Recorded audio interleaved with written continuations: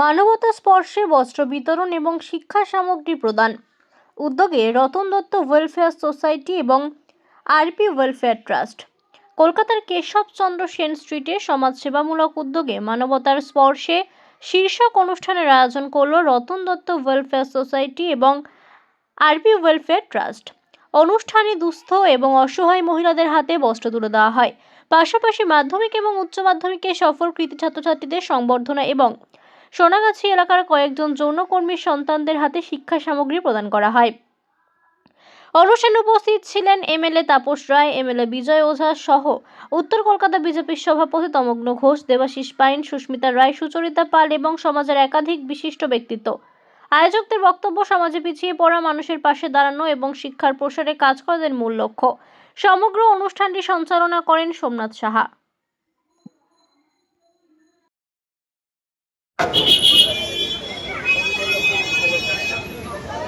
Ratan Dutta welfare society তত্ত্বাবধানে আজকে এই অনুষ্ঠান যতটুকু শুনেছি ওর থেকে বেশি এখানে দেখছি। যে কোনো লোকের পেছনে যদি কোনো সোশ্যাল ওয়ার্ক করতে করতে থাকে বছরের বছর পর, তাহলে ওকে বোঝা যায় যখন উনি ছিলেন তখন কত কাজ করেছে। আমার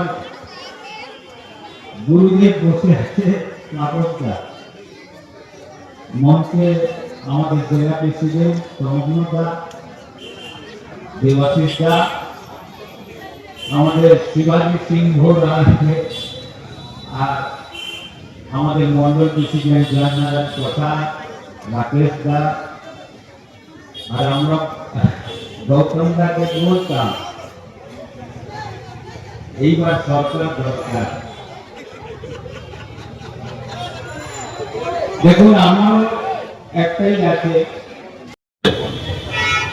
আপনাদের সকলের প্রিয় মানিকতলা অঞ্চলের বিধায়ক শ্রী তাপস রায়, যিনি একদা এখানে যখন বিদ্যাসাগর কেন্দ্র ছিল সেই বিদ্যাসাগরের উনি বিধায়ক ছিলেন আমাদের এখানকার।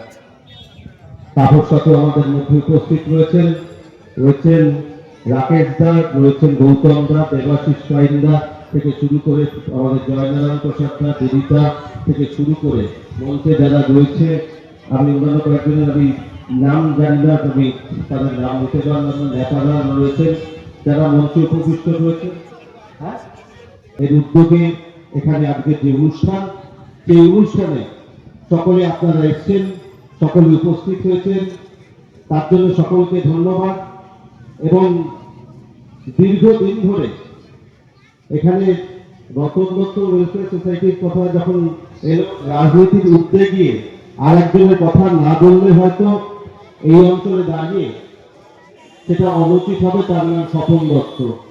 তাই স্বপন কাকুর কথাটা যদি না বলি তাহলে হয়তো অসম্পূর্ণ থাকবে।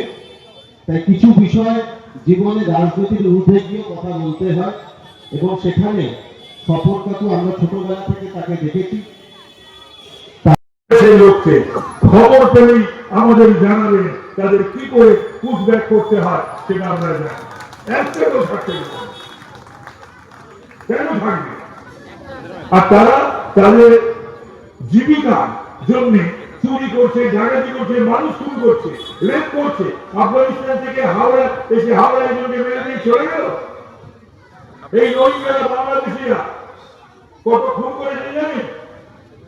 আর এদের একটা বিশেষ রাজনৈতিক দল ব্যবহার করেছে দিনের পর দিন, মাসের পর মাস, বছরের পর বছর। আর হবে না, তা হবে না। কোটলা পুটলি বছর বছর নিয়ে সব ওনারা দিয়ে দিয়েছে বাংলাদেশে। আমাদের প্রিয় মুখ্যমন্ত্রী, আমার অত্যন্ত স্নেহভাজন আমার ছোট ভাই শুভেন্দু অধিকারী যখনই হুঙ্কার দিয়েছে আর বলেছে, তো দেখছি তো ওই মেটেপুরুষ থেকেও, ওই ফিরহাদের কেন্দ্র থেকেও সব রওনা দিয়েছে। আপনি ভেবে দেখুন, এখানেও যেদিন তা মনে করবেন এখানেও রয়েছে। তো যারা লিখেছে তাদেরও বলেনি, তোমরা বলো তাদের ভালো ভালো কেটে পড়তে। তাহলে তাদের পুশব্যাক করা হলে তোমরা আশ্রয় দিচ্ছ বলে তোমাদেরও অ্যারেস্ট করা হবে, অ্যারেস্ট হবে। এটা আমারও পাড়া, আমি এই ওয়ার্ডের বাসিন্দা। সেখানে নিজেদের পুরনো জায়গায় যেখানে অনুষ্ঠানে এসে অবশ্যই ভালো লাগছে, এবং আমি এখানে যে রক্তদান শিবির হয় প্রত্যেক বছরই আমি আসি। তো কোনোবার আমন্ত্রণ পাই, কোনোবার পাই না, যেবার পাই সেবার আসি। তো এবারও এখানে এখন পালা বদলের পর আবার এখানে যে অনুষ্ঠান হচ্ছে সেখানে আমাদের আমন্ত্রিত হয়েছি, আমরা সকলে মিলে এসেছি এখানে।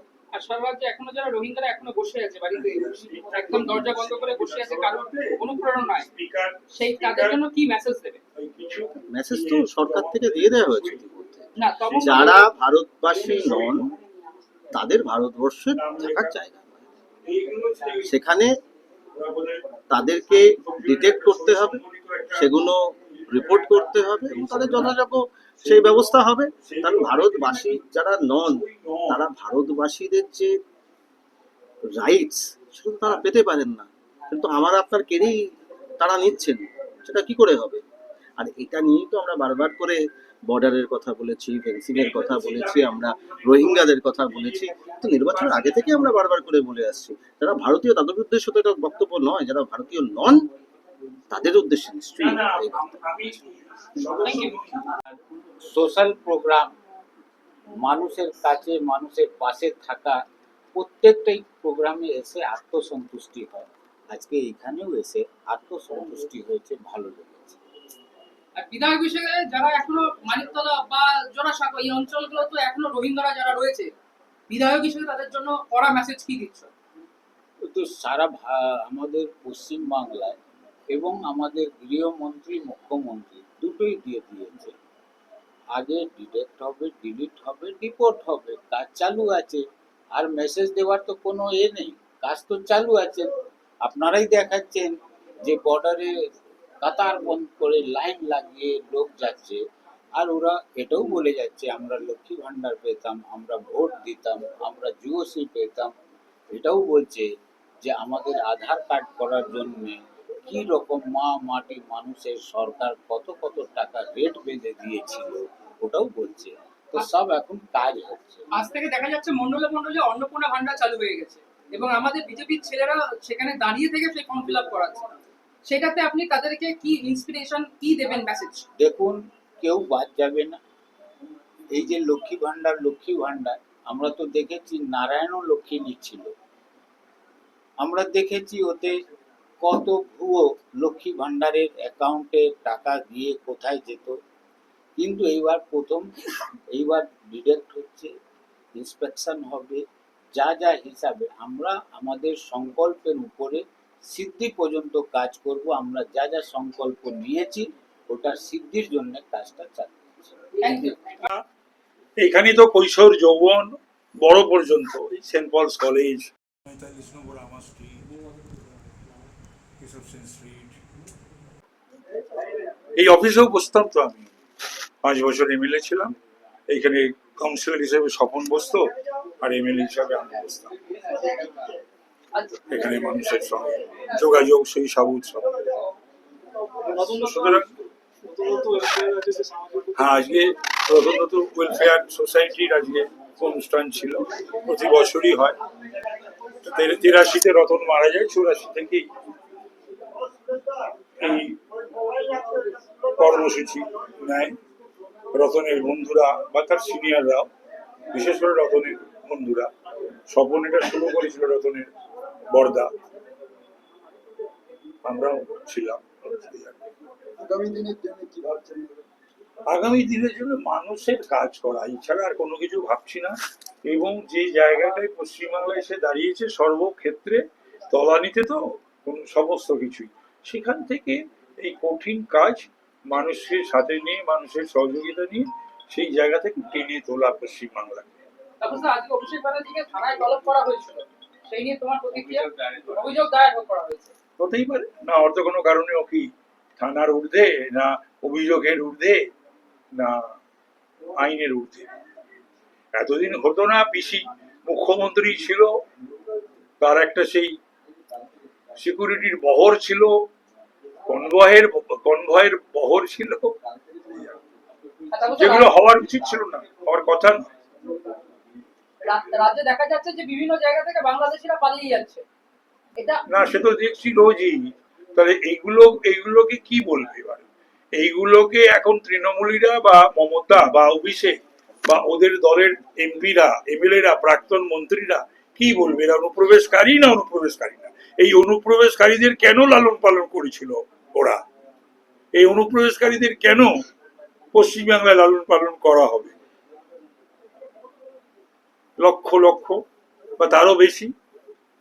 দাদা, আজকে ঈদের একটা নতুন ছবি আমাদের সামনে আসলো, সবাই এক জায়গায় বসে, মানে রাস্তায় নয়, মাঠে বসে সবাই আজকে প্রেয়ার করেছে। ভালো, মানে ভালো। যে মাঠে বসে আমরা গীতা পাঠ করি সেই মাঠে বসে তাদের ঈশ্বরকে ডাকা হবে, এই যে মেসেজটা সরকার বদলানোর পরে, এটাকে আপনি কেমন করে দেখছেন? না, রেড রোডটা একটা যান চলাচলের জায়গা, এটা খুবই ইম্পর্টেন্ট রাস্তা। তো সুতরাং ব্লু ফার্মামেন্ট, নীল আকাশের নিচে ব্রিগেড ময়দান অত্যন্ত বড় জায়গা, ভালো জায়গা, এবং সেখানে মানুষেরও অসুবিধা হলো না, তাদেরও প্রার্থনা ভালোভাবে হলো। Thank you.